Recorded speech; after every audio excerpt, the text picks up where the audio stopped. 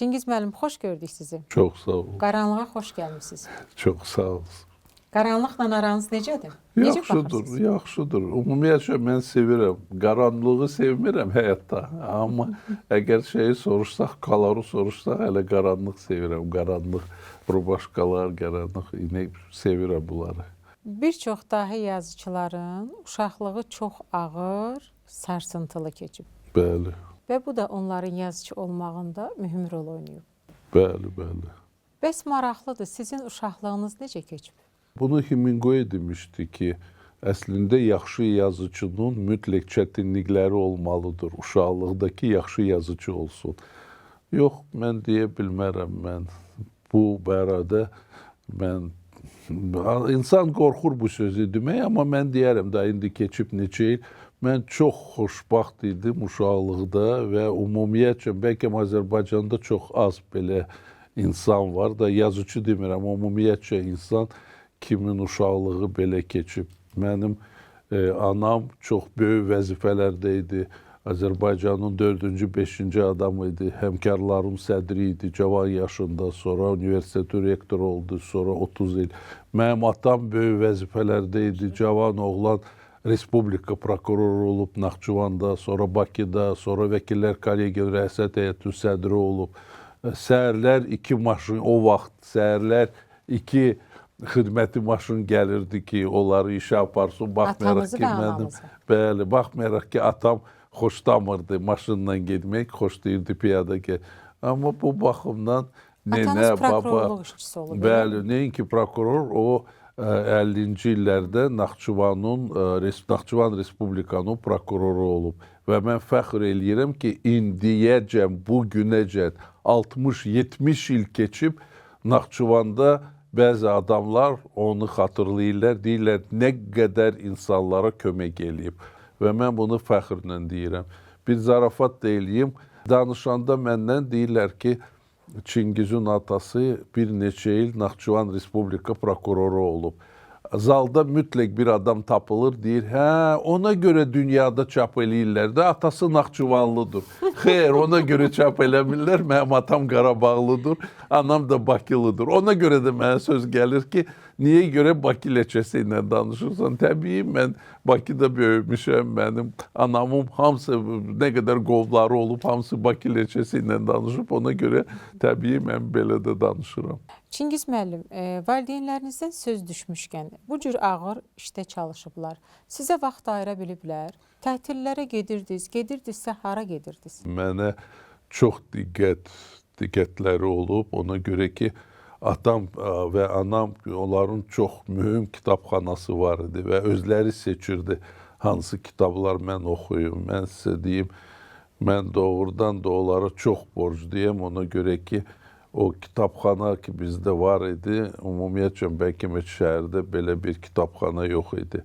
Belə maraqlı kitablar var idi və təbii ki, anam da, atamla biz dost idik. Əgər mən onun böyük oğlu idim, biz yaxın dost idik. Anam da məni çox tərbiyə eləyirdi. Belə eləyirdi ki, heç olmasa ildə 2 dəfə biz harasa gedirdik, aparırdı uşaqları. Baxmayaraq ki, anam gecələr də işləyirdi, amma buna baxmayaraq vaxt tapırdı uşaqlarla. İndi deyəndə ki, qadınlar məşğuldur, mənim yadıma düşür necə mənim anam vaxt tapırdı. Baxmayaraq ki, belə böyük vəzifələrə vaxt tapırdı uşaqlarla, otururdu, baxırdı, yoxlayırdı necə biz yazırıq, nəyi biz oxuyuruq. Bu baxımdan, bilirsiniz, mənim deyirəm, bəzi bizim kişilərimizin xoşu gəlmir. Anadan çox, hər şey ana ilə bağlıdır və ümumiyyətcə buna görə də mənə nə qədər tanıyırlar, ağıl anadan gəlir oğlana. İndi istədin də, istəmədin də bu belədir. Bilirəm, çox insanların xoşu gəlmir, bəzi kişilər hissənib deyirlər, mənim ağlım oğluma keçməyib, xeyr, keçmir. Bu sübut olunan faktor ki, anadan keçir ağlı. Yəni, istəyirsən ki, oğlun ağıllı insan olsun, ağıllı qadın tap ki, uşaqların ağıllı olsun. Bu belədir. Dediniz ki, atanızla dost olmuşsunuz. Bəli. Bu dostluq nələri öyrətdi sizə? Çox şey bilirsiniz. Mən hər şeyi ona danışırdım. Mən heç gizlətmirdim. Deyirlər bir pərdə ol, yox bizdə pərdə olmayıb. Sonra da axı mənim atam nəsillikcə, onun babası da, atası da, qardaşları da hamısı hüquqşünas olub. Bəli. Və mənim atam da hüquqşünas. Mən də çox istəyirdim hüquqşünas olum və mən danışırdım. Bəzi vaxtlar olurdu ki, məhəllə tələbə olanda məni hansısa proseslərə dəvət eləyirdi. Mən hər şeydə və nəinki danışırdım. Mənim o yaşayanda hamısı kitablarımı nə yazmışam, birinci oxucu mənim atam olub. O oxuyurdu, deyirdi, bax bunu bəyəndim, ya da bunu bəyənmirəm. Mən də doğrudan da sevinirdim ki, mənim belə oxucum var. Bilirsiniz, mən bir istəyirəm əhvalat sizə danışım. 10 il bundan öncə atamı itirəndə məndən soruşdular ki, siz dost idiniz, biz nə eləməmişsiniz siz həyatda. Fikirləşdim ki, nə var idi, hamısına razıyım, nöqsanla, səhvlə. Amma fikirləşdim ki, mən axı atama heç vaxt deməmişdim, necə mən onu sevirəm. Necə mən atamı sevirəm. O nəinki mənim dostum idi. Bilirsiniz, o olmasaydı Çingiz Abdullayev da olmazdı mənsə. Təbii bu hər bir oğul deyir. Amma inanın mənə ki, biz çox yaxın dost idik. Və fikirləşdim ki, heç vaxt deməmişəm. Bax, bu pərdə mı olurdu? Pərdə də dördü, yox, pərdə olmayıb. Bilirsiniz, biz utanırıq bu sözü demək atamıza. Mən bunu deyəndə yanımda bir kişi oturmuşdu. Belə ağladı, ünkür-ünkür ağladı. Bu da Bahram Bayırzadə idi. Dedi, mən də atamı çox sevirdim, amma mən də deməmişəm. Həmişə cavanları üst tutub deyirəm, bugün də deyirəm. Deyiz, utanmayız, çəkinməyiz, deyiz, atı yanıya. Sonra gedəndən sonra yanacaqsınız ki, niyə görə vaxtında demədim atama, necə onu sevirəm. Niyə görə anama demirdim bunu. Anaya deyirik, biz tez-tez deyirik, amma biz səni sevirik. Amma atalara biraz demirik də, biz kişiyik, fikirləşirik ki, yaxşı da onsuz da bilir ki, biz onu sevirik, o da bizi sevir. Amma bu düzdür. Bəlkə də biraz çox yaşayacaq. Mən istəyərdim, mənim uşaqlarım, mənə oğlum xüsusilə mənə desin ki, mən səni sevirəm və bilirəm ki, deyir bu sözü və doğrudan da mən çox xoşbaxtım. Çingiz müəllim, mən biləni siz hüquq sahəsində çalışmısınız, Bəli. amma nədənsə yazıçı olmaq istəyi sizi o işinizdən ayırıb. Bu qərarı necə verdiniz? Yox, ayırmayıb. Bilirsiniz, bu maraqlıydı. Mən hələ məktəbdə oxuyanda o redaktor idim. Bizdə bir qəzet var idi, onun redaktoru. Neysə yazırdım. Sonra hüquq fakültəsinə olanda, oxuyanda, bax, indi bizi baxan mənim o vaxtdakı dostlarım, tələbələrim xatırlayırlar ki, bəzi məhəlləri onlar indiyəcən saxlayırlar. Bax, neçə il, 50 il keçib saxlayırlar. Və mən fikirləşmirdim ki, mən peşəkar yazıcı olacağım. Ömrümdə fikirləşmirdim. Belə oldu ki, sonra mən qutarandan sonra başladım işləməyə. Bir neçə il keçdi və 88-ci ildə mən hələ Azərbaycanda, Bakıda partiya işində işləyirdim və mən inzibat şöbəsində mən baxırdım keçmiş Dövlət Təhlükəsizlik Komitəyə, sonra militsiya, o vaxt militsiya idi, prokuraturaya və məni istədilər təsdiq eləmək təlimatçı mərkəzi komitəyə, inzibat şöbəyə və mən doğrudan da fikirləşirdim ki, cavan oğlan 29 yaşında. Amma mən gələndə mərkəzi komitəyə mənim iki kitabım, bir jurnalda kitabım çıxmışdı. Birdən təklif elədilər ki, bəlkə səni yazıçılar birliyə göndərək. Orada həmişə təşkilat məsələləri üzrə həmişə bir Dövlət Təhlükəsizlik Komitədən bir insan orada işləyirdi. Mən heç vaxt orada işləsəydim deyərdim, fəxrlə deyərdim, amma işləməmişəm. Onların kuratoru olmuşam. Mən fikirləşdim ki, bu zarafatdır. Sonra Anar müəllim, cavan Anar müəllim, o da təzə gəlmişdi Yazıçılar İttifaqının o vaxt birinci katibə, sonra qurultayda onu sədr seçdilər. O da razılıq verdi. Mərkəzi komitənin rəhbərliyi də razılıq verdi və məni 29 yaşında təsdiq elədilər Yazıçılar İttifaqının katibi. Yəni tarixdə olmayan bir şey. Nəinki Azərbaycanda, ümumiyyətcə keçmiş SSR-də heç vaxt belə cavan yaşda katib göndərsünlər. Bilirsiniz, o vaxt katib belə böyük vəzifə idi. Siz indi inanmarsınız.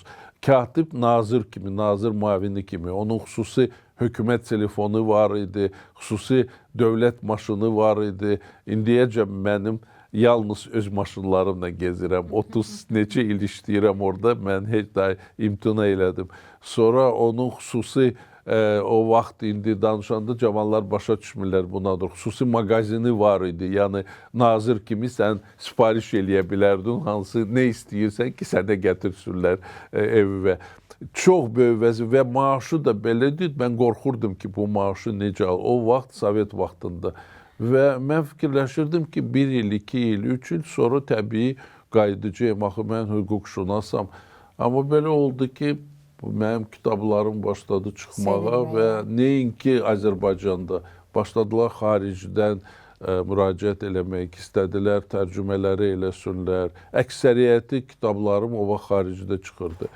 Amma bugün də mən sizi inandırım, bu təvəzzükarlıq deyil. Bu ümumiyyətcə yaradıcı insan, jurnalist, yazıcı, müğənni, bəstəkar, rəssam, biz təvəzzükar ola bilmərik. Biz istəyirik ki, bizi tanısınlar. Biz istəyirik ki, bizim kitabımızı oxusunlar, bizim musiqimizi səslənsin. O biri tərəfi də var ki, mən keçəndə Səməd Vurğunun kabinetində oturmuşam, Yazıçılar Birliyində. Keçəndə o siyahını görürəm, şəkilləri, xalq yazıçıları, xalq şairləri. Öz şəklimi görəndə mənim üçün bu möcüzədir. Mən kimsə desəydi, mən ömrümdə inanmazdım buna. Və belə oldu ki, kitablarım yayıldı və indiyəcən də mən sizə deyim, mənim bu peşəm hüquqşünas çox mənə köməklik eləyir. Xarici nəşriyyatlarla danışanda, mən nüsiyyətdə olanda, mənim oxucularımla, ümumiyyətcə işləyəndə, ona görə ki, mən bu maliyyə bütün dokumentləri özüm baxıram, özüm başa düşürəm və həyatım belə oldu. Yəni, mən narazı ola bilmərəm, amma bu belə olub. Yəni, mən yenə deyirəm, mən indiyəcən, mən 4-cü nəsiləm bizim ailəmizdə hüquqşünas. Və maraqlı nədir ki, mənim uşaqlarım da, düzdür, Azərbaycanda, xaricdə, amma hamısı olublar hüquqşünas. Yəni, bu baxımdan görürsünüz, onlar 5-ci nəsildir, onlar da davam edirlər. Çingiz müəllim, ilk yazınızı necə xatırlayırsınız? Süjet xətti çox maraqlıdır. Çox sağ olun. Mən 22 yaşım olub, 23 xaricə getmişdim. Oradan gəldim və fikirləşdim, yəni dostum həlak olmuşdu. Fikirləşdim ki, yazmalıyam bu kitabı. Mən inanmırdım ki, kitab çıxacaq. Mən inanmırdım ki, kimsə onu oxuyacaq. Özüm üçün yazırdım. Yazırdım, düzdür, yeganə adam məni dəstəkləyən atam olub o vaxt. Oxuyurdu, deyirdi, maraqlıdır, yazginən. Və mən yazandan sonra bunu indi çox insan bilmir. Mən onu təbii nəşriyyata verdim, amma nəşriyyatdan gəldi ki, xeyr, qəti olmaz bunu çap eləmək. Dövlət Təhlükəsizlik Komitəsi deyib ki, bu kitab heç vaxt üz görməyəcək. Bir belə sir yazıb orada Çingiz.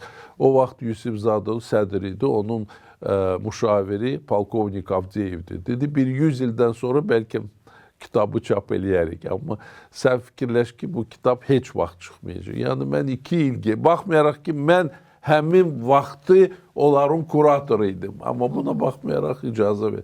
2 il getdim, gəldim. Bizim qonşumuz o vaxt o Mərkəzi Komitənin binasında biz yaşayırdıq və bizim qonşumuz nazir idi.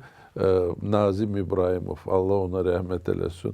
O köməklik elədi, keçirtdi mənim kitabımı və düzdür, o vaxt yeni qurma başlamışdı və perestroyka deyirlər və mənim kitabım üz gördü. İnanın mənə ki, bir həftəyə 30.000 kitab rus dilində Mavi Mələklər satıldı. Bir həftəyə. Məni çağırdılar yazıcıya, Faiq Məlikov idi, onların direktoru. Dedi ki, biz istəyirik 100.000-lə buraxaq Azərbaycanda, Bakıda, rus dilində. Mən təbii sevindim ki, nə yaxşı. Bunlar 100.000-lə buraxdılar və 2 ayda bu da satıldı. Sonra Krasnodardan mənə zəvlə həyif gətirmədim, amma inanın mənə ki, mən bunu yalandan danışmıram. Krasnodardan zəng vurdular ki, biz istəyirik bu kitabı 500.000 nüsxə ilə çap eləyək. 500.000 və təbii ki, mən razılıq verdim, sevindim. Sonra bilirsiniz ki, sonra 2-3 ildən sonra mən Yazıçılar Birliyində işləyəndə hər şey dəyişdi Böyük ölkə olmadı. Təbii bizim bütün əlaqələrimiz kesildi və sonra başladılar xaricdən zəng vurmaq ki, biz icazə veririk, kitabları çap eləyək. Gene deyirəm, mənə kimsə desəydi ki, indi də fikirləşirəm ki, görünür neysə maraqlı var ki, 34 dilə tərcümə eləyiblər və orada belə dillər var ki, heç təsəvvür ərəb dilinə neçə kitabımı tərcümə eləyiblər, Vyetnam dilinə, Çin dilinə, ya da Amerikada, Argentinada mənim kitabım çıxıb. Mən kiməm ki, mənim Argentinada kitabım çıxsın. Amma görünür, neysə mən toxuna bilirəm. Deyirlər ki, sən tənxalığı yaxşı yaza bilirsən, sən ümumiyyətcə, bilirsiniz, rəhmətlik iki insan var idi, dostlarımız, çox tanınmış insanlar idi. Emin Sabitoğlu, bəstəkar və rejissor Rasim Ocaqov. Onlar mənim hər bir misramı, hər bir səhifəmi oxuyurdular. İkisi də deyirdi, necə sevirlər mənim kitablarımı və Rasim müəllim və Emin müəllim həmişə deyirdi ki, sən insanları aldadırsan. Sən deyirsən ki, dedektiv yazıram, sən dedektiv yazmırsan. Bizə maraqlı deyir, kim nə eləyib. Bizə maraqlıdır ki, sən necə bu xəsiyyətləri yazırsan, bu insanları yazır. Bu deyir, sənin orada fikirlərin maraqlıdır. Bəlkə də belədir. Belə olmasaydı, təbii ki, mənə heç kəs oxumazdı. Sevdiyiniz yazıçılardan biri də Ray Bradbury'dir. Bəli, çox sağ olun. O hansı cəhətləri ilə sizi özünə cəlb edir? Mən sizə deyim, birinci həyatı sevən insan idi, çox sevən, hələ kitabları oxuyanda. 92-ci ildə San Fransiskoda mən onu görmüşdüm. O vaxt yox idi telefonlar, şəkil çəkə bilmirdik. İndiyəcən fikirləşirəm ki, ay Allah, niyə görə bir fotoaparat tapmadım ki, onu ilə bir şəkil çəkdim. Mən onu çox sevirdim. Sonra nüsiyyətdə olmuş, yəni bir-birimizə yazmışıq. 80 yaşında onun diabeti var idi, çox pis diabeti var idi. O tort yedi, şampanski içdi, komaya düşdü. Komadan çıxandan sonra dedi, heç narahat olmuyor. Mənim 90 yaşım olanda təzədən tort yiyib, təzədən şampan. Və doğrudan da 90 yaşı olanda, amma onun xanımı onu gizlətmişdi ki, yemə yine. Yəni, həyatı sevən, onun kitabları oxuyan insanlar başa düşür ki, bu necə böyük yazıcı, böyük insan olub, bu necə maraqlı insan olub və ona görə mən bir neçə yazıcı olub ki, mən onları müəllim kimi qəbul edirəm. Hemingway, Remarque, Ray Bradbury, Isaac Asimov mənim çox xoşuma gəlir. Səhv eləmirəmsə, fantaziya. Bəli, düzdür. Düz, amma da yox. Hemingway ilə Remarque yox, amma da Isaac Asimov və Ray Bradbury fantast olar. Bəli, mən heç vaxt fantastikanı yazmamışam. Amma həmişə sevmişəm. Axı sizin yazı səpkiniz tam fərqlidir. Necəsiz? Sevirəm. Mən necə, niyə görə sevirlər? Niyə görə musiqini sevirlər? Ya kitabı. Kitab ümumiyyətcə çox möcüzədir. Bilirsiniz, axı heç kəsi, nə uşağı, nə böyüyü sən məcbur eləyə bilmərsən kitabı oxumağa.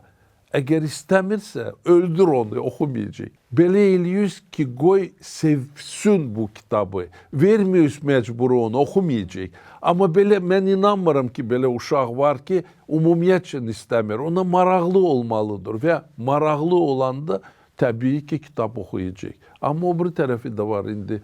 Əgər biz yazıçılardan danışırıqsa, axı bu, bugün faciəvi bir peşədir. Görürüz, hər bir mağazində bir 70-80 min yazıcının kitabları var. Bax, sizdə kompüterdə ən azı bir 100 minlərlə yazıçılar var. Və sən necə kitab yazmalısan ki, kimsə dünyada bir adam tapılsın, gəlib sənin kitabı oxusun. Sən Nizamidən ağıllısan, Füzulidən ağıllısan, Tolstoy, Dostoyevski, Molière, Rabelais, Dante. Sən onlardan istedadlı ömründə ola bilməz. Sən onlardan yaxşı yaza bilərsən, ömründə ola bilməz. Bəs nə üçün yazırsan? Qorxmursan ki, harasa girəndə onların kitabını oxuyacaqlar. Sən kimsən ki, sənin kitabı alıb oxusunlar? Amma sən özünə inanmalısan və belə kitab yaratmalısan ki, onu oxumaq istəsinlər. Bu çox vacibdir, çox çətindir. Yenə deyirəm, faciəvi bir peşədir. Amma çox maraqlıdır və məndən soruşanda istəyərdi uşaqlarımız yazıcı olsun, deyirəm Allah göstərməsin. Mən bilirəm ki, bu necə çətin peşədir və heç kəs səni qabaqcadan əmin eləyə bilməz ki, sən uğurlu olacaqsan. 1000 yazıcıdan biri uğurlu olur. O birisiləri heç kəs oxumur. Bu çox çətindir, çox çətin peşədir. Amma sən özünə inanıb nəyisə yaratmalısan. Çingiz müəllim, keçən il bir xəbər yayıldı. Sizi sevənləri də biraz narahat elədi, səhhətinizlə bağlı. Bəli. İndi necəsiz? Yaxşıyam, yaxşı. Nə Çox sağ olmuşdu? olsun həkimlər. Yox, bilmirəm, bax indiyəcən deyirlər, yoxlayırdılar, düzdür, nə qədər adam şey tökülmüşdü, nə qədər şey ki, yoxlayaq, neysə. Deyirlər, zəhərlənmişdim. Harada zəhərləyə bilərəm, bilmirəm. Amma neysə belə çox pis vəziyyətdə idim. Doğrudan huşumu da itirmişdim və əgər kimsə desəydi mənə ki, qabaqcadan bu olacaq, bilirsiniz, mən idmanla məşğul insanam. Belə heç vaxt xəstələnməmişəm. Bax, Neftçidə 7 müşahidə şurası sədri olmuşam. Kim məni ilə orada işləyib bilir. Mən gələndə 3-4 saat ayaq üstə dururdum. Məni ilə oturan idmançılar da dözmürdü, amma mən ayaq üstə dururdum, baxırdım, xoş deyirdim, gedirdim, gəlirdim. Gənə deyirəm, neysə olmuşdu, amma indi Allaha şükür ki, həkimlər mənə, yaxşı məni sağaltdılar və indi də yoxlayanda deyirlər ki, bu necə olmuşdu ki, sən özünü belə vəziyyətdə hiss edirdin. Mən özüm də bilmirəm doğrudan. Həmişə yaxşı olur. Çox sağ ol. Özüm də istəyirəm. Demişdiniz ki, əsərlərinizin çoxunu yuxuda görmüsünüz. Bəli. Bilmirəm, bu zarafatdır ya gerçək. Məndə belə bir sual yaranır. Yuxuda gördüklərinizdirmi sizi yazdıran? Olmuş, bitmiş hadisələrdirmi, yoxsa təxəyyülünüzdə olan hadisələrdirmi? Hamısını götürsək, hamısı bilirsiniz. Axı yazıcı vakuumda yaşamır. O gündə kiminləsə ünsiyyətdə olur, qadınları görür, kişiləri görür. Onun mütləq neysə olub, həyatında neysə olub. Amma yuxularda, çünki mən hələ indiyəcə yadımda deyir ki, lap yarım saatda yatsam, yuxumu görməsəm, görünür, beyin işləyir. Və mənə həmişə maraqlı olub o yuxularımda neyi görmüşəm, neyi də görməmişəm. Və həmişə maraqlı olub ki, bunu yaradım, bunu bax, oturanda gözəl qadınla mən fikirləşirəm ki, o mənim kitabımda qəhrəman olsaydı, mən onu necə verərdim, kimi sevərdi, kimi sevməzdi, özünü necə aparardı. Mənə axı bu çox maraqlıdır və ümumiyyətcə mənə xarici tənqidçilər deyirlər ki, sən xüsusilə qadın obrazları sən çox gözəl yazırsan və bəlkə də ona görə də mən oxuyurlar. 6 kitab qadın adından yazmışam. Deyirlər, kişi bu kitabları yarada bilməz ömründə. Amma mən yazmışam da oradan da bu mənim kitablarımdır. Çingiz müəllim, sizcə ağıllı, cəsur bir qadın necə kişi sevməlidir? Bilirsiniz, bu çətindir. Çətindir ona görə ki, biz öyrəşmiş, min illər boyu biz öyrəşmişik ki, birinci yerdə kişi olmalıdır, qadın onun yanında olmalıdır. Amma bax, mənim atam mənə həmişə öyrədirdi ki, birinci insan ailədə qadın olmalıdır. Sən deyir, əgər başlayırsan ki, uşaqları necə yedizdirim, necə giyindirim, evdə hansı şey olsun, zanaveskalar olsun, sən kişi deyirsən. Sən get öz puluvu qazanğı ilə küçədə. Evdə olmalıdır sahib qadın. Bax bunu deyəndə indi ona görə də düşəcəklər mənim üstümə ki, gör bu necə öyrə. Yox, belə əgər istəyirsən xoşbaxt olasan, qoy hər şey qadın həll eləsin evdə. Amma siz sual verdiniz, çətindir. Bilirsiniz, bəlkə ona görə boşayırlar. Deyirlər, bugün 100-dən 80-i boşayır. Bu doğrudan belədir. Hər yerdə, nəinki Azərbaycanda, bütün dünyada. Bu doğrudan böyük problemdir. Ona görə ki, qadınlar işləyirlər, qadınlar pul qazanır. Belə vaxt olur ki, kişidən də çox pul qazanırlar və təbii ki, istəyirlər onun yanında ağıllı kişi olsun. İstəyirlər onun yanında ki, fəxr elətdiyi kişi olsun. Amma çox vaxt belə olmur. Çox vaxt divanda uzanıb heç istəmir də heç nə. Bu da düzdür. Ona görə bəlkə də qadınlar dözmür, boşayır ki, axı mən belə istəmirdim ailə qurum. Mən istəyirdim ki, mənim yanımda belə insan, belə kişi olsun ki, mən onunla fəxr eləyim. Bax, ona görə bu baxımdan çox çətindir. Xüsusilə vaxtı ilə deyirdilər ki, gəlin tapmaq çətindir. Yox, indi gəlin, yox, indi əsl kişi tapmaq çətindir. Bağışlayız məni. Bu belədir. İstədin də, istəmədin də bir qadın mənə deyib ki, kişilər qalmayıb. Bir yaxşı misal var, deyir. əsl deyir beylər atlarla deyir beylər gəlirdi. İndi deyir beylər yoxdur. İndi yalnız atlar qalıb. Ona görə bu baxımdan bəli çox çətindir. Bax sual verirsiniz, gənə deyirəm, çox çətindir tapmaq və başa düşürəm də niyə görə çətindir. Allah sizi güldürsün. Çox sağ olun. Çox gözəl bir açıqlama oldu. Sizcə niyə insanlar sirli qətilləri, zorakılıq hadisələrini oxumağı daha çox sevir? Bəlkə ona görə ki, bu həyatdır. Bilirsiniz, Balzac vaxtı ilə deyirdi ki, insanları maraqlandıran yalnız iki şeydir. Pul və ölüm. Hər şey oradan başlayır. Bəlkə ona görə, bəlkə neysə biz bilmək istəyirik. Sonra da bəzi adamlar deyir, bu crossword kimidir. Sən bilmirsən, axıracan kitabında nə olacaq. Bəlkə ona görə. Amma o bir tərəfdən də rəhmətlik akademik Bekir Nəbiyev çox maraqlı demişdi. Mən onu çox sevirdim. Allah rəhmət ona eləsin. O deyirdi ki, vaxtı ilə dəstanlar olub, əfsanalar olub, vaxt aşıqlar olub, vaxtı ilə biz şeir yazırdıq, roman yazırdıq. Bugün görünür 21-ci əsrdə belə vaxt çatıb ki, bu dedektivi daha çox oxuyurlar. Bəlkə ona görədir. Mən bölmürəm heç vaxt janrları. Bax, fantastikanı özüm sevirəm. Ya da Azərbaycan ədəbiyyatında fantezi heç yoxdur ümumiyyətcə. Mən istəyərdim ki, olsun. Amma buna belə fikirləşərək mən sizə deyim, mən istəyirəm ki, bizim kitablarımızı oxusunlar, amma mən heç vaxt janrları bölmürəm. Yaxşı kitab var və pis kitab var. Oxunan kitab var və oxunmayan kitab var. Yazıcı o insan deyil ki, kitab yazır. Yazıcı o insandır ki, kimin kitabların oxuyurlar. Odur əsas və təbii ki, əgər sənin kitabı oxumurlarsa, 1000 dəfə qışqır ki, yazıcıyam, yazıcıyam. Bununla heç nə olmayacaq. Sənin kitabı oxumalıdırlar. İndiyədək oxucularınızın ən gözlənilməz, sizi təəccübləndirən reaksiyası və ya jesti nə olub? Çox olub. Mənim katibələrim bilir, heç olmasa həftədə bir dəfə ya 2 dəfə xaricdən kimsə gəlir ki, sizin qəhrəmanlarınızla istəyirəm tanış olum. Nə qədər qadınlar. Və mən həmişə deyirəm ki, axı qəhrəmanım yoxdur, mən onu özüm yaratmışam, özümü oxşatmışam. Ya da sizə deyim, bax, Çingiz Aytmatovun oğlu gəlmişdi, dedi ki, mən bilirdim ki, bir neçə şəhərdə mənim oxucularım, qadın oxucularım klubu var, mənim qəhrəmanla bağlı və gəlmişdi Çingiz Aytmatovun oğlu əskər, demişdi ki, bizdə Kirgiziyada da var belə klub. Açığı inanmadım.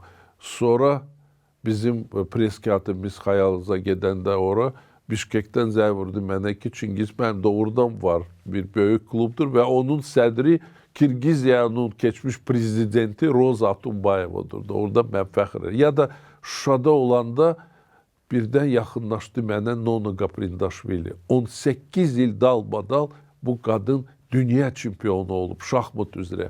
YouTube-da var, Facebook-da da var.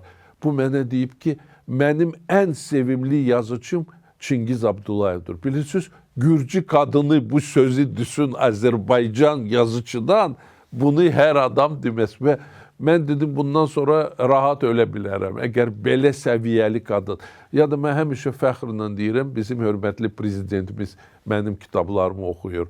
Bu, siz bilirsiniz, maşallah onun səviyyəsini. Ondan başqa Gürcüstanda, Rusiyada, Belarusiyada nə qədər baş nazir, prezident oxuyur mənim kitablarımı və təbii mən bununla fəxr eləyirəm, çox fəxr eləyirəm. Biraz bundan öncə də dediniz, əsərlərinizi təkcə sadə insanlar deyil, eləcə də ölkəmizin prezidenti cənab İlham Əliyev və daha bir neçə ölkə rəhbərləri oxuyur demişsiniz. Bəli, demişəm. Çox maraqlıdır. Prezidentlər hansı əsərlərinizi mütaliə ediblər? Hamısını oxuyurlar. Desəm ki, hansısa birini seçsəm, xeyr. Oxuyurlar. Bax, rəhmətlik baş nazir Primakov oxuyurdu. Bilirəm ki, Medvedev oxuyurdu.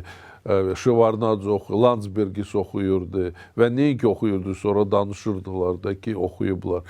Bu baxımdan, sizə deyim, Azərbaycanda da çoxlu insanlar. Bax, Abil Magiramov, bizim BQO-nun keçmiş rektoru, hər dəfə danışır ki, çox tanınmış akademik gəlmişdi Moskvadan, Vaşinqtondan, Moskvadan da yox gəlmişdi və məni axtarırdı ki, məni ilə ünsiyyətdə olsun və mənim oxucum olub. Yəni bu baxımdan mən sevinirəm ki, bir belə insanlar mənim kitablar görünür, neysə yaza bilirəm ki, maraqlıdır və onu İnsanları oxuyurlar. təəccübləndirə bilirsiniz. Bəli, bəli. Hansı yazınızı əbədi dedektiv hekayəsi adlandırardınız? Yox, mən adlar bilirsiniz, axı çox insan hələ bilir ki, mən yalnız dedektiv yazmışam. Xeyr, bax, mən çox yerlərdə də demirəm. 90-cı ildə 31 yaşım var idi. O vaxt bilirsiniz ki, necə hadisələr Azərbaycanda, Bakıda xüsusilə olub. Çox adam indiyəcən bunu bilmir ki, o kitabı Çorny Yanvar kitabı mən yazmışam. Mən və İbrahim Şükürov və çoxlu evlərdə indi bu kitab var. Yalandan yazmışdıq birinci səhifədə ki, bunu SSR deputatları yazdırdılar ki, bu kitabı buraxsınlar. Amma axırda yazılıb ki, bunun məsul işçiləri Çingiz Abdullayev və bunu yığan, bunu yazdıran və İbrahim Şükürovdur. Bax, o vaxt bu. Sonra neçə kitabım çıxıb, Zori Balayanla bağlı, Qarabağla bağlı, neçə hekayəm çıxıb. Ona görə bunu çox adam bilmir. Ya da mənim tarixi romanlarım çıxıb Sezarın həyatından. Bu kitab çıxanda ən böyük, ən mühüm bank var Moskvada, VTB bankı. Onlar özləri buraxdılar bu kitabı və sonra payladılar Rusiyanın rəhbərliyində. Nə qədər nazir, nə qədər deputat sonra mənə dedi ki, biz bu kitabı alıb oxumuşuq. Yəni bu baxımdan çox insan bilmir ki, yalnız dedektiv yox, mənim neçə obrisi kitablarım var, publisist məqalələrim, kitablarım, tarixi kitablarım. Amma indi nə eləyib ki, dedektivi daha çox tanıyıblar. Conan Doyle deyirdi ki, Sherlock Holmes mənim ədəbiyyatımı yeyib. İndi bəlkə də dedektiv mənim ədəbiyyat bilmirəm. Amma mən sevinirəm, bilirsiniz, nə olub həyatımda görünür, belə də olmalıydı. Dedektiv əsərlə cəmiyyətə mesaj ötürmək mümkündür. Bəli. Çünki insanlar belə əsərlərə əyləncə kimi baxırlar. Siz necə düşünürsünüz? Bəli, bəli. Biz axı vaxtı ilə böyük yazıcılar, bax Dostoyevskinin kitabları götürsək, axı bu əslində dedektivdir və çox maraqlı da dedektiv, Karamazov qardaşları. İndi axıracan bilmirsən hansı üç qardaşdan kim öldürüb atasını. Sonra bilinir ki, dördüncü olubdu oğlu, o öldürüb atasını. Amma axı bu dedektiv, buna baxmayaraq bu çox böyük ədəbiyyatdır. Ya da görürüz nə qədər abidələr qoyulub. Sherlock Holmes'a, Hercule Poirot, Komisar Maigret, bu hamısı dedektivdir. Amma dünyada ən çox sevilən kitablar bunlardır. Bəlkə ona görə. Və mesaj verir ki, bilirsiniz, axı insanın ürəyində də, cəmiyyətdə də, xalqda da bu mübarizə gündə gedir. Hər saat, hər dəqiqə gedir. Allahla iblis arasında. Və dedektiv insanları inandırır ki, sən Allah tərəfində olanda daha yaxşıdır. Ona görə ki, sən gec, tez mütləq iblisə qarşı vuruşmalısan. İngilis kralı var idi, 8-ci Genrix deyirdi, mən deyir, vuruşuram ona görə yox ki, mən qalib gələ bilərəm. Mən vuruşuram ona görə ki, mən iblislə yaşaya bilmirəm. Mən bu zülümlə yaşaya bilmirəm. Mən ona qarşı çıxmalıyam. Və bəlkə də dedektiv öyrədir insanları ki, sən ona qarşı çıxmalısan. Sən mütləq öz həqiqətlərini, öz fikirlərini, öz mövzunu dəyişməməlisən və çalışmalı, deyin ki, çalışmalı, vuruşmalısan. Və mənim bir kitabım var Allah tərəfində. Və mən doğrudan da inanıram ki, mən bu kitablarla kiməsə kömək eləyirəm. Və nə qədər insan, inanın mənə xaricdə mənə deyirlər ki, doğrudan bax, bu sənin kitabın mənə kömək eləyib. Misirdən bir insan gəlmişdi, dedi, mən oxumasaydım, bəlkə də yaşamazdım.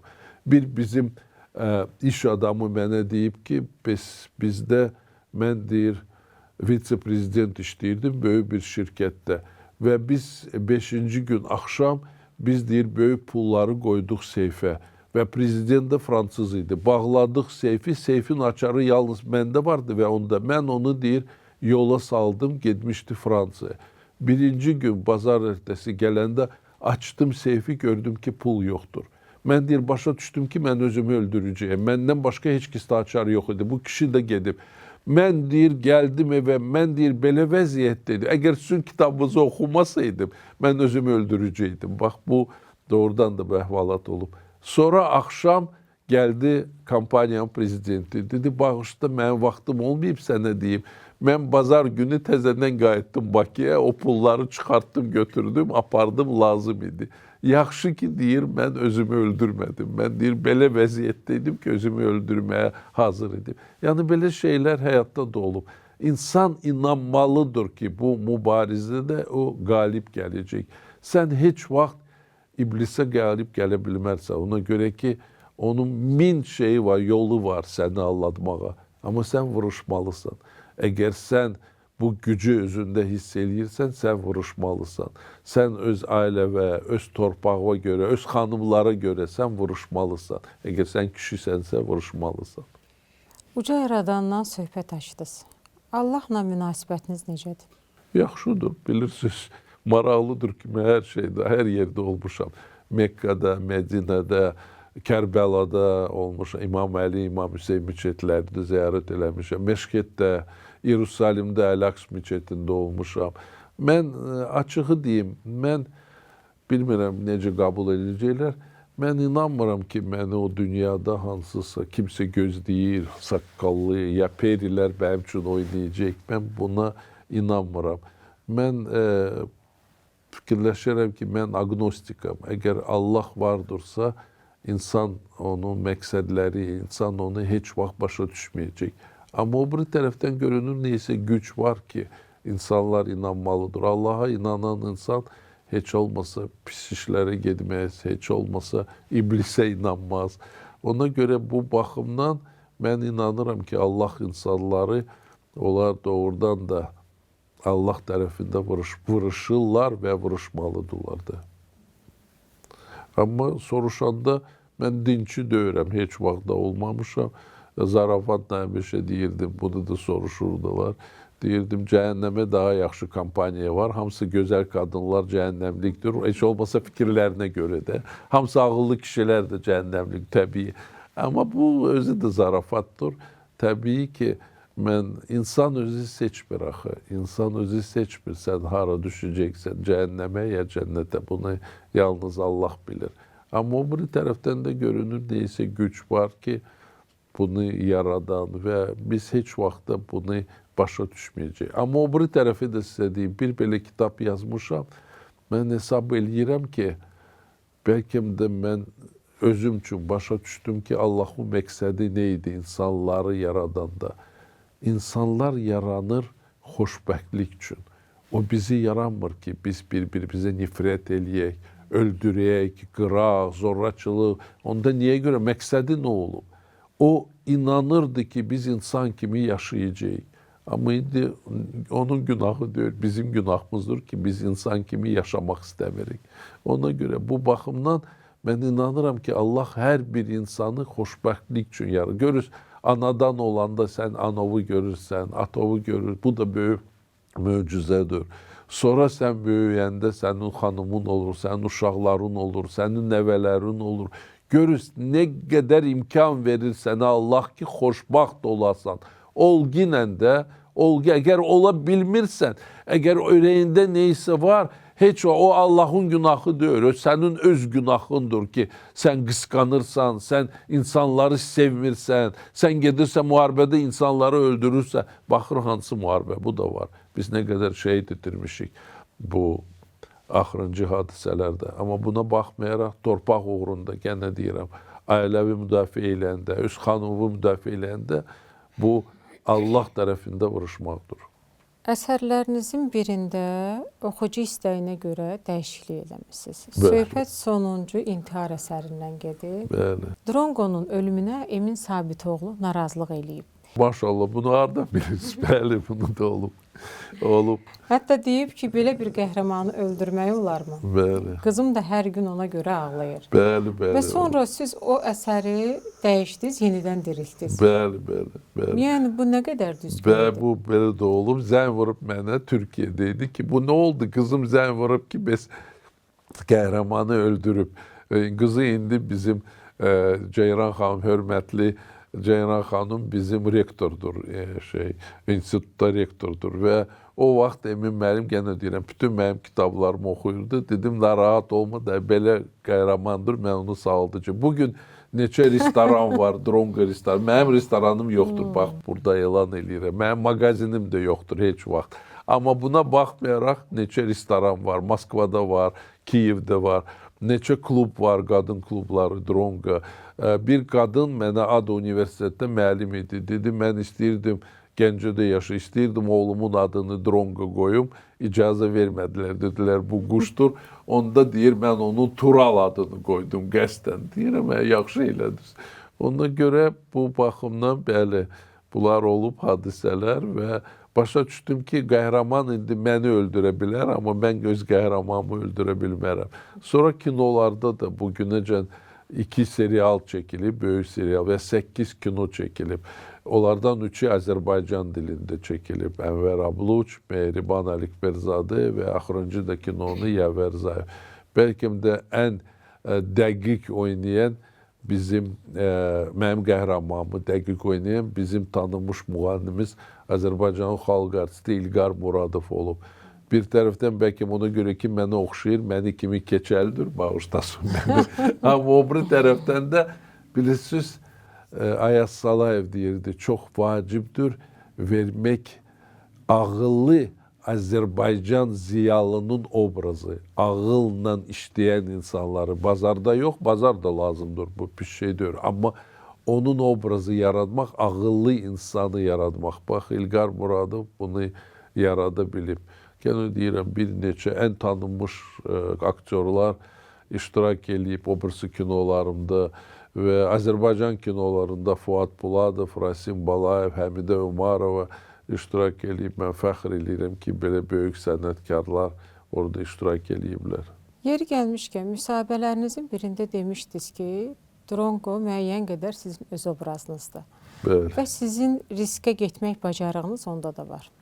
Görünür var da, görünür var. Mən bunu dəfələrlə demişəm. Axı yazıcı istəyir ondan ağıllı bir obraz yaratsın da və bəlkə ona görə onu belə sevirlər. Təbii mən onun kimi belə ağıllı deyil. Düzdür, bir tərəfi də var ki, indi ən azı bəlkə bir yüzlərlə məktub almışam. Qadınlar yazır ki, siz axı deyirdiniz ki, yazırdınız ki, hər yerdə ki, Dronqa evlidir. Siz deyir, utanmırsınız, hər bir kitabda Dronqa hansısa qadınla görüşür. Özü evlidir deyir. Buna necə imkan verir? Deyirəm, mən üzr istəyirəm ona görə və ona tapşıracağım ki, görüşməsin, yaxşı. Amma o bir tərəfi də var. Mən o vaxt başa düşürdüm ki, qəhrəmanı yaranda onun ailəsi onun yanında ola bilməz. Ona görə ki, bu belə məşhur insandır ki, ailəsi vasitəsilə ona təsir eləyə bilərlər. Ona görə uydurdum hələ o vaxt, 30 il bundan önce ki, arvadı İtalyandır və uşaqları və arvadı yaşayırlar İtaliyada. Keçdi biri 20-30 il, İtaliyadan jandarmların rəhbəri gəldi. Görüşdü bizim daxili qoşunların rəhbərini. O vaxt Zakir Həsənov idi, indiki müdafiə naziri. Gəldi onun yanına və dedi ki, sizin bir yazıcınız var, Çingiz Abdullayev. Mən deyir, onun kitabları çox sevirəm və fəxr eləyirəm ki, onun xanımı, arvadı İtalyandır. Zakir də müəllim, məndə toyda da olub, məni yaxşı tanıyır. Deyir, yox, mən bilirəm Azərbaycan. Yox, deyir, sən bilmirsən, İtalyandır. Zakir özü mənə danışıb. Deyir, mən başladım ona başa salmağa ki, xeyr, Azərbaycan, bu kitabda İtalyandır. Amma əslində Azərbaycanlıdır. Və sizin özünüz hansı risklərə getmişsiniz? Mən fəxr eləyirəm ki, lap çox çətin də olanda mən heç vaxt dostlarımı satmamışam. Mən həmişə dostlarıma sadiq olmuşam. İnanın mənə ki, belə hadisələr olub ki, bu mümkün deyildi. Amma mən öz mövqeyimi dəyişməmişəm heç vaxt. O bir tərəfi də var ki, bu qadınlarla ünsiyyətdə inanın mənə, bax, indi bizə baxan minlərlə adam inansın ki, bu dünyada bir qadın yoxdur ki, desin, mən Çingizdən incimişəm. Mən bunu fəxrlə deyirəm. Ona görə ki, mən özümü həmişə belə aparmışam ki, bir qadın bu sözü deməsin və bir kişi də deməsin ki, mən sadiq dost olmamışam. Bu doğrudan çətin idi. Həyatı yaşamaq, Rustam İbrahimbəyev deyirdi ki, sən belə yaşamalısan ki, öləndən sonra bir 20 abırlı insan gəlsin, səni dəfn eləsin. Düşünlər ki, necə yaxşı insan olub. Özünüz dünyaca tanınmış detektiv yazarısınız. Amma detektiv əsərləri oxumağı xoşlamırsınız. Yox. Məsələn, Agatha Christie-ni oxumusunuz? Yox, oxumuşam, hamısını oxumuşam. Nəinki oxumuşam, mən sizə deyim, bunların arasında ən çox xoşuma gələn George Simenon olub. Ona görə ki, neysə insanlığı o yarada bilirdi. Bilirsiniz, mən sizə bir əhvalat danışım. İstəsəz, mən sonra sizə göndərə bilərəm telefonla. Məni çağırıblar İstanbula, Perapalas otelə. Orada Agatha Christie'nin odası var. Harda yazmışdı ən tanınmış öz kitabımı Şərq Ekspresdə Ölüm. Və mən ora gələndə dedilər, onlar deyirlər ki, bu Qara Bayram kimidir və ən tanınmış dünyadan detektiv ustaları dəvət eləmişik. Mən də düşdüm, görürəm, hamısı kitablar var orada. İngilis və Türk dilində gördüm, neçə mənim kitabım var. Orada obırsıların təbii var idi. Agatha Christie, George Simenon. Sonra keçdim, gördüm qara pərdədə, qara rəngdən soruşdunuz, qara pərdədə 10 şəkil var və yazı var ki, bu ən tanınmış dünyada detektiv yazıcılarıdır. Agatha Christie, Arthur Conan Doyle, Raymond Chandler, George Simenon. Keçirdim ki, Arthur Conan Doyle keçəndə gördüm 9-cu adam Umberto Eco'dur. O təzə rəhmətə getmişdi. Mənim də oradan çox bax, bu detektiv danışırıq. Axı onun kitabları çox böyük intellektual detektiv kitablarıdır. Hər insan da onları oxuya bilmir, amma çox maraqlıdır. Sonra keçdim, görürəm 10-cu şəkil, mən göstərə bilərəm bunu, indi də göstərəm. Görürəm 10-cu şəkil mənim şəkilimdir. Orada da yazı var ki, bunlar 10 yazıcısı, hamısı dünyanı çoxdan değişiblər, amma çox böyük yazıcılar. Getdim ki, mən ölməmişəm, bu mənəm. Umberto Eco ilə məni səhv saldı. Deyirəm, bu mənəm, siz nə danışırsınız? Bunlar belə fəxrlə dedilər ki, bu Türk yazarıdır. Təbii, mən Türkəm, əsasım Türk-Azərbaycanlıyam. Dedilər, nə yaxşı ki, siz də o şəkildə bilirsiniz. Gənə deyirəm, bu təvəzzükarlıq deyil. Mən istəyirəm, məni düz başa düşəsiniz. Yazıcı ən böyük xoşbaxtlığı odur ki, səni oxuyurlar.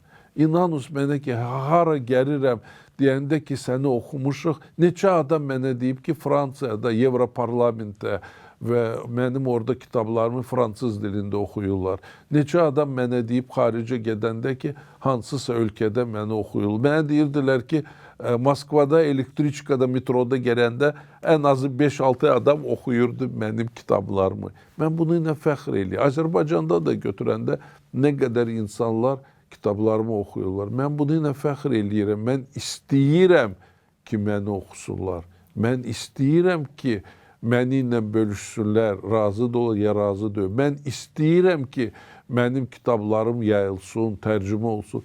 Mən bu günəcən bir kitabımı hələ çap eləməmişəm. Bir misranı da, bir səhifəmi də və dəfələrlə çıxış eləyirəm ki, bu belə də olmalıdır. Yazıcını nəşriyyatlar çap eləməlidir.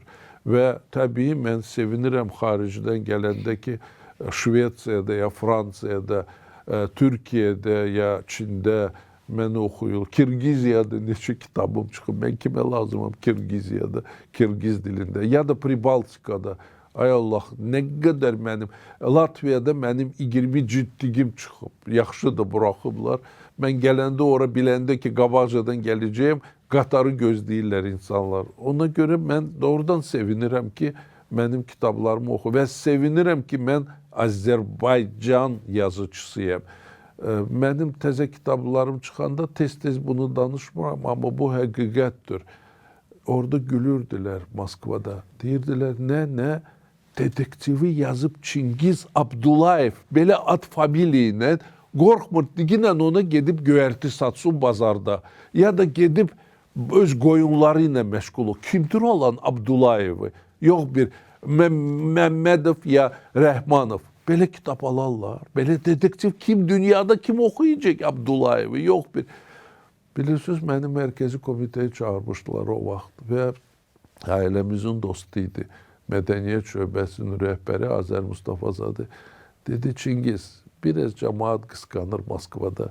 Deyirlər ki, belə sən siyasi dedektiv yazı, adi dedektiv yazmırsan. Heç olmasa adi dedektiv yaz da, banditdən, prokurordan, militsionerdən, siyasi dedektivə qarışma. Deyirəm, niyə görə cavan oğlan edim?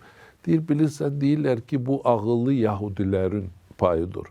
Azərbaycanlı belə kitab yaza bilməz. Bilmirəm, bacardım, bacarmadım. Amma bura Matviyenko gələndə o demişdi ki, Rusiyada belə şəhər yoxdur ki, Çingiz Abdullayevin kitabları olmasın. Bizi qulaq sallar, qoy düşünlər. Rusiyada belə şəhər var ki, mənim orada kitablarım olmasın. Bunu ilə mən fəxr görünür, subut eləyə bildim ki, Azərbaycan yazıcısı kimdənsə yaxşı kitab yaza bilər. Və indi qəbul eləyirlər. Bəli, çox gözəl də yazmışsınız. Çox sağ olun. Bəzən Çingiz Abdullayev xarici ölkədə öz ölkəsindən daha çox oxuyurlar. Daha çox anlayırlar deyirlər. Bəli, o düzdür. Sizcə bu doğrudurmu? Əgər doğrudursa, səbəb nədir? Mən sizə deyim, 90-cı illərin axırında mənim bəzi kitablarımı başladılar kompüterlə tərcümə eləmək və nə qədər narazı insanlar olub ki, axı bu nə Azərbaycan dili. Mən özüm oxuyanda başa düşürdüm ki, bu biabırçılıq. Çox insan bilmir ki, Anarı mən tərcümə eləmişəm Azərbaycan dilindən, Rus dilindən. Halbuki mən tərifləmək üçün demirəm, bu doğrudan belədir. Anarın 3 ali təhsili var Rus dilində. 3.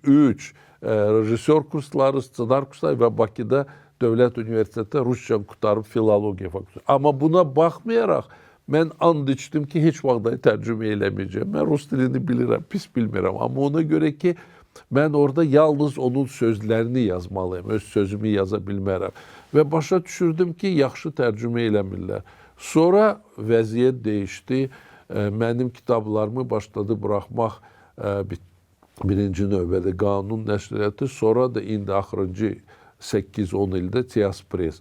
Bu reklamdır, inanın mənə ki, çox böyük səviyyədə və ümumiyyətlə Tiaspress kitabları Azərbaycanda da çap eləmir. Hamısını, mənim kitablarımı çap eləyir Türkiyədə və çox yaxşı, keyfiyyətli çap eləyir və orada əsl Azərbaycan dilində eləyə bilir. 140-dan çox mənim romanım var Azərbaycan dilində və hansı məktəbə, hansı instituta gəlirəm, görürəm ki, heç olmasa yarısı mənim kitablarımı oxuyub. İndi vəziyyət dəyişib və doğrudan da mən sevinirəm ki, Azərbaycanda, Azərbaycan dilində mənim bir belə kitabım çıxıb.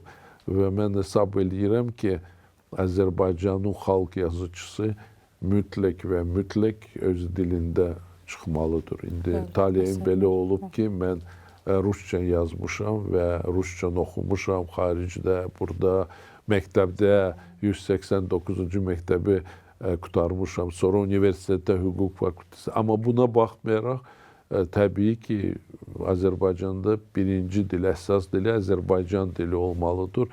Bizdə ənənə ilə olub, bizim böyük şairimiz Nizami farsça yazıb, bizim İsmail bəy Qutqaşanlı fransızca yazıb, bizim tanınmış dünyada yazıçılarımız Rustam və Maksud İbrahimbəyev rusca yazıblar.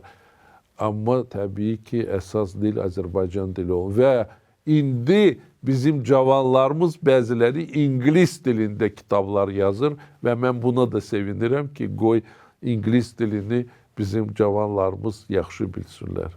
Ötənlərdə çox istedadlı bir aktyorumuzu yitirdik. Əməkdar artist Cabir İmanov. Sosial hesabında sizinlə olan fotosunu gördüm. Bəli. Münasibət necə idi? Çox gözəl idi. Bilirsiniz, mən fəxr eləyirdim ki, mən bu uşaqları tanıyırdım. Və Allah ona rəhmət eləsin. Mənim xoşum gəlmir. Mən o şəkili qoymamışdım. O şəkili onun Instagramda olub. Bəli, və, o Instagramda. Bəli, və o qoyurdu. Mən sizə deyim, bir 35 il, 30 il bundan öncə bunu Bahram Bayırzadə yazıb, bax indi xatırlayıram.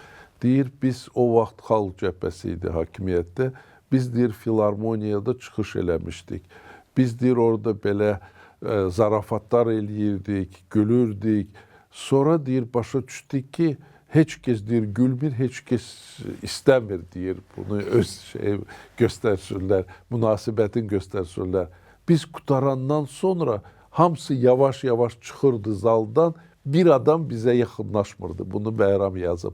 Bir adam gəldi, Agabek Sultanov dedi ki, narahat olmayız. Desələr ki, niyə görə belə zarafatlar eləyirsiniz? Mən deyərəm, bunlar hamısı dəlidirlər. Öz deyir, xəstəxanamda gizlədərəm sizi. Və yeganə gələn bizim yanımıza insan və deyən ki, siz yaxşı çıxış eləmişsiniz və siz doğrudan da əsl kişilərsiniz, bunu deyir Çingiz Abdullayev olub. O vaxt bunu yazmışdı. Bilirsiniz, mən doğrudan bu uşaqları həmişə dəstəkləmişəm. İndi bəzi adamlar başa düşmür, bu insan gedib bu dünyadan. Cavan oğlan, atası, anası sağdır. Uşağı, 4 uşağı qalıb. Qardaşı sağdır. Biraz insafınız olsun da bunu yazan insanlar, bax indi də bir belə danışmışam, Allahsız dolar. Bəlkə də neysə xoşun gəlməyib. İnsan gedib bu dünyadan. Biraz insafın olsun. Yazma da yazma bunu. Dözgünlə, sıxqınla özünü mütləq sən öz o çirkabı çıxardmalısan ki, hamısı oxusunlar. Ona görə Allah ona dönə-dönə rəhmət eləsin. Doğrudan çox insanlara təsir elədi ki, belə cavan vaxtında bəli, bu insan gedib. Eşitdiyimizə görə həm də yaxşı atıcısınız. Ova tez-tez gedirsiniz. Bəli, yox, ova getmirəm. Mən xoşlamaram kimisə öldürmək, amma Bakının çempionu olmuşam. Bunu çox adam bilir və doğrudan da yaxşı pistoletdən, yaxşı mən tapancadan yox, pistoletdən və yaxşı idim. Amma ova yox, ova xoşlamıram. Bu kimisə öldürmək, vurmaq yox, xoşlamıram. Qoyun da kesəndə gedirəm, baxmaq istəyirəm. Heç indiyəcə də qoyun, nə də toyuq. Düzdür, kişilər deyir, kesməlidir, amma mən kesməmişim. Nə toyuğu, nə soruşurlar, deyir, onda insan öldürmüşsünüz, buna cavab vermirəm. Amma toyuqla qoyunu kesməmişəm, bu dəqiqdir. Çox məhsuldar yazıçılardansınız. Belə surətlə əsərlər yazmağı necə bacarırsınız? Ona görə ki, xoşlayıram. Əgər xoşlamasaydım, mən yazmazdım. Bilirsiniz, Qanun nəşriyyatdakı 100-dən çox mənim kitabımı buraxıblar. Onların baş redaktoru Şarif Ağayar hər yerdə danışır ki, özü yazmır, insan bir belə kitab yaza bilməz. Yaxşı, onda kim yazır? Mənim yerimə kim yazır? Bir göstəriş bilimdə ki, heç olmasa kömək kim eləyir? Bilirsiniz, mən xoşlamasaydım, mən yaza bilməzdim. Görünür, mən orada axı yaşayıram, siz düz yuxularda. Mən kitab yazanda yaşayıram orada. Qəhrəmanlarım gecə gəlirlər, yanıma otururlar, mən onlarla danışıram. Mən onları diri-diri görürəm. Nəinki yuxuda, belə danışanda da görürəm. Mən xoşlamas edib, yazıcı sevməlidir. Rus dilində qrafoman sözü çox pis sözdür. Amma əslində qrafoman kimdir? Yazını xoşlayan insan. Əgər mən xoşlamasaydım, 200-dən çox roman yazmış, ömründə yaza bilməz. Başa düşürəm ki, insanlar inanmır. Vaxtı ilə Aganyok jurnalı bu 15 ilin söhbətidir. Yazmışdı ki, axı belə insan ola bilməz. Bu hamısı yalan, Azərbaycanlıların yalanıdır. 5 adam yığışıb onun yerinə kitab yazır. Ola bilməz ki, bir insan bir belə kitab yazsın. Mən onda məktub göndərdim, rəsmi ki, gəliz, yoxlayız, bunu leksikonda bir dəqiqə yoxlamaq olar. Əgər mənim kitablarımdan birini mən yazmamışam, mən sizə $10.000 cərimə verirəm. Hamısı mən yazmışamsa, siz mənə 1 rubl verib üzr istəyirsiniz. Slaven Universitetdə 600 orada şahidi var idi tələbələr. Gəldi Mikhail Gusman və Aganyokun baş redaktoru Loşak, Viktor Loşak. Gusman çıxartdı 1 rubli göstərdi, dedi ki, yoxlamışıq. Hamısı kitabları Çingiz özü yazıb. Düzdür, rubli vermədi mənə, qoydu cibinə. Amma doğrudan da bunu yoxlamaq çox asandır. Təbii mən sevirəm bu peşəni. Sevməsəydim heç nəyə. İndi də sevirəm. Mənim deyəndə ki, hardasa mənim kitabımı oxuyurlar, mən sevinirəm. Bəlkə ona görə bir belə. Hələ məndən soruşsaz, mən açıq sizə deyirəm, mən hesab edirəm ki, mən hələ çox tənbəl insanım. Mən az yazmışam. 200 yox, mən 400 kitab yazmalıydım. Amma düzdür, Yazıçılar Birliyində, Neftçidə mənim çox vaxtım gedirdi. Gecələr işləyirəm. Bugün nə qədər, cəmi 4 saat yatmışam. Mən gənə deyirəm, mən sevirəm bu işi və sevinirəm mən nəyisə yarada biləndə. 44 günlük müharibə zamanı Rusiya efirində Azərbaycanın haqlı mövqeyini çox dəqiq arqumentlərlə müdafiə etdiniz. Əsl millət vəkili kimi. Heç könlünüzdən keçibmi millət vəkili olmaq? Bilmirəm, yox, indiyəcən keçməyib. Bilirsiniz, mənə həmişə təsir eləyirdi. Axı, Azərbaycanda bir belə insan var ki, Rusca yaxşı danışır. 300 deyirlər məktəb var. Niyə görə Moskvada bir insan gedib bizim ziyalılarımızdan hamısı, əksəriyyəti yaxşı danışır Rusca. Niyə gedib heç olmasa bizim mövqeyimizi müdafiə eləmirsiniz? Çox adam 1, 2, 3 verilişi görüb. Bilmirlər ki, 2 dəfə Salavyovun verişində çıxış eləmişəm, 60 dəqiqədə, o birisi kanallarda. Mənə çox təsir eləyirdi bunu və mən ora gedəndə mənə bəzi insanlar dedi, sən qorxmursan, səni axı orada imkan verməyəcəklər, səni nələr deyəcəklər, biabır eləyəcəklər. Yox, əgər qorxsaydım getməzdim. Mən hesab eləyirdim ki, mütləq dünyaya çatdırmalıyıq nə olub. Kimsə gedib bu sözləri deməlidir.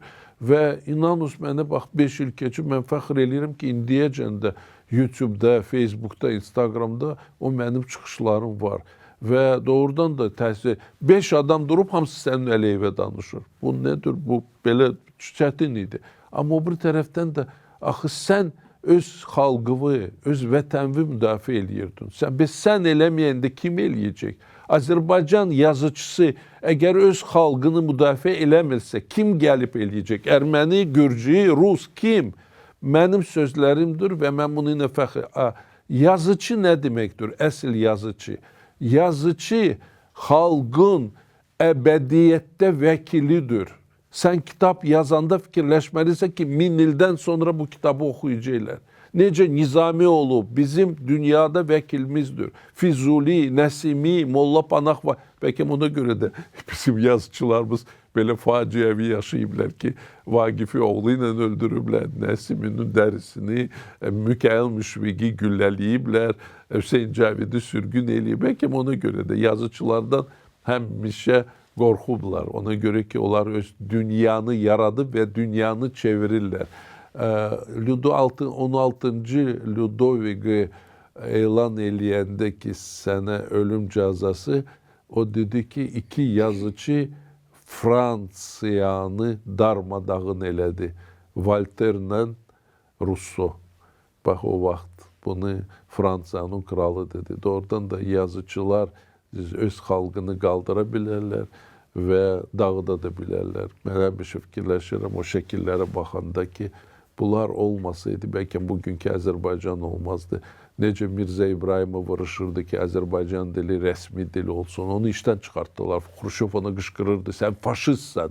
Amma bunu elədilər. Ya da obırsılar, bax, indi xatırlayaq, 89-da, 88-də. Axı insanlar gəlmirdi Mərkəzi Komitəyə ya da Raykoma. Gəlirdi yazıçıların evlərinə və deyirdi, çıx, bizə yol göstər. Baxtiyar Vahabzadə, İsmail Şıxlı, Yusif Səmədoğlu, mən nə qədər insanı saya bilir, Sabir Ustamxanlı gəlirdi, yazıçılara inanırdılar və sözdə də yox. Bugün mən sizə bunu rəsmi deyirəm, 11 yazıcı bu müharibələrdə öz evladlarını itirib. 11, onların arasında xalq şairi Xəlil Rza, onun oğlu Təbriz, xalq yazıcı Sabir Əhməd.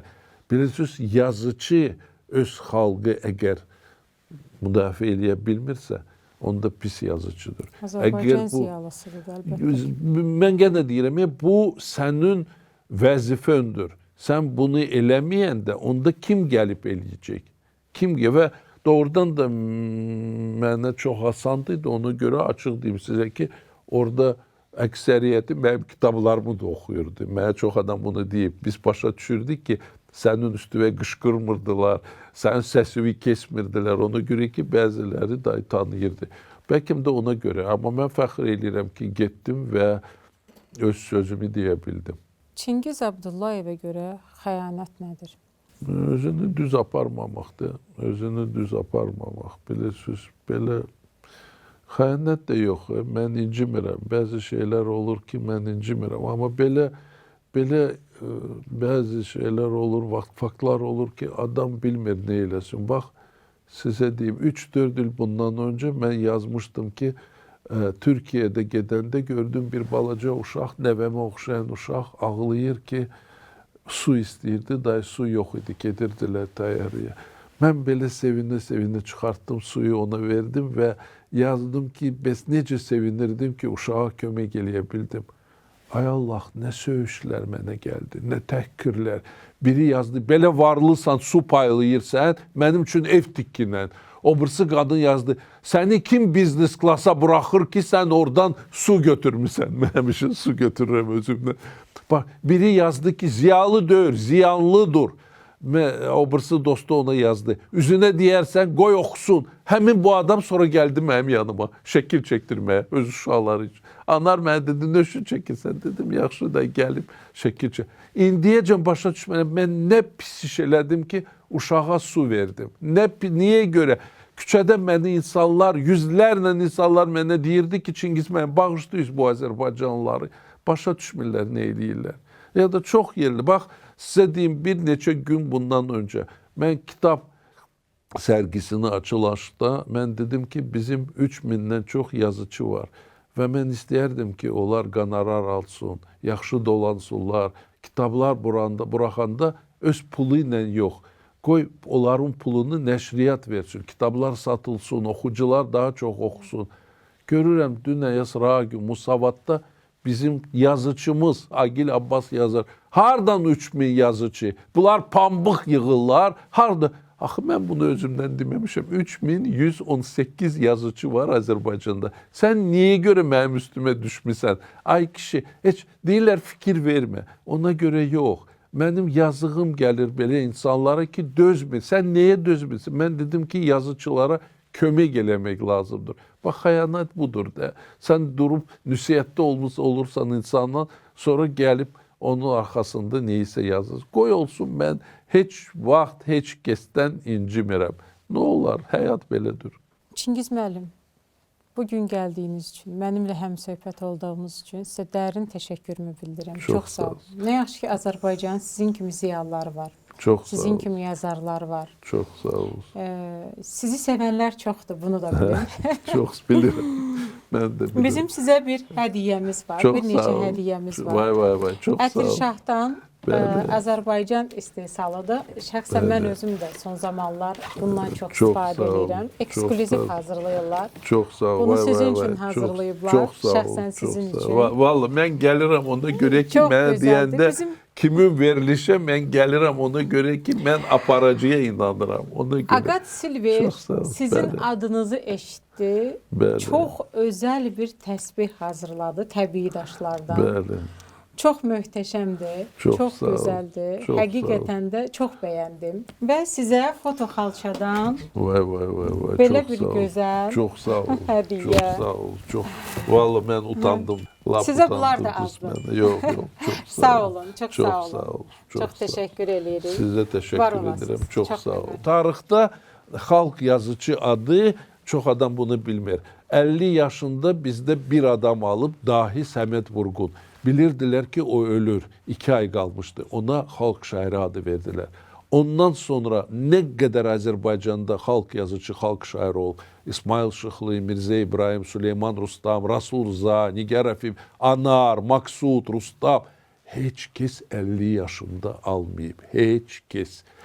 Mənə bu adı 45 yaşında verəndə mən 2 gün gözləyirdim, düşünürlər ki, bu zarafatdır. Axırda prezidentə dedim, mənə axı 50 yaşında SSR-də cəmi 3 adam almışdı Səməd Vurğundan. Çingiz Aytmatov, Rasul Qamzatov və Mustay Karim. Mənə 45 yaşında verib. Mən belə doğrudan utanmışdım ki, bu ola bilməz ömründə. Amma indi də ən cavan bağışlasınlar məni, bizim xalq yazıçılarımız, ən cavan xalq yazıcı mənəm. Bunlar. Baxmayın ki, 20 il bundan. Çox adam da bilmir. Mən sizə bir sir açım. Bunu çox adam bilmir. Azərbaycanda bugün cəmi 4 xalq şairi var. 4. Biri 94 yaşlı Nəriman Həsənzadə, 3'ü də 80 yaşlı Ramiz Roşan, Sabir Ustamxalı və Vahid Əziz. Və 6 xalq yazıcısı var. Onlardan 3'ü də Rusça yazır. Natiq Rasulzadə, Elmir Axundova, mən, Anar, Kemal Abdullah və Əfaq Məsud. Qutardı. Hamısı fikirləşirlər ki, bir 100-ə yaxın xalq. Xeyr, bu ad hələ belə verilmir. Bəli. Ona görə yenə deyirəm, mənim üçün bu və mən hesab edirəm ki, mən borcluyam bu xalqa. Doğrudan bu böyük sözlər, patetik sözlər deyil. Mən borcluyam ki, 45 yaşında bu adı almışam və mən bunu doğrultmalıyam. Mütləq deyirsiniz. Bilirsiniz nə qədər insan deyirdi, getmə sən orada. Nələr deyəcəklər, sən nə üçün gedirsən, özünü biabır eləyəcəksən. Dedim, öz hesabıma getdim və orada Polad gəldi ki, kömək eləyim. Dedim, yox, özüm yaşayıram, özüm gəlmişəm və özüm də danışacağım, xeyr. Veriliş necə, xoşunuza gəldi mi? Çox, çox sağ ol. Və bu sualları qorxdum sizdən. Bu hardan bilirdiniz? Burayı Bradbury, sonra obırsıları. Çox adam bilmir bunu, amma çox sağ olun. Çox sağ olun. Siz Çox çox sağ təşəkkür olun. Valla edirəm. bu Var olun. utanıram mən. Utandım. Çox sağ olun. Çox sağ olun. Zərifliyin rəmzi olan keyfiyyətli və təbii aqat daşları hər kəsə bol enerji ötürür. Dünyanın dörd bir yanından seçilən nadir daşlarımız arasından siz də daşınızı seçə bilərsiniz. Müştərilərimizə ekskluziv daşlardan hazırlanmış aksesuarlar təqdim etmək və onların həyatına pozitiv enerji qatmaq ən böyük hədəfimizdir. Aqat, təbii enerjinin ünvanı.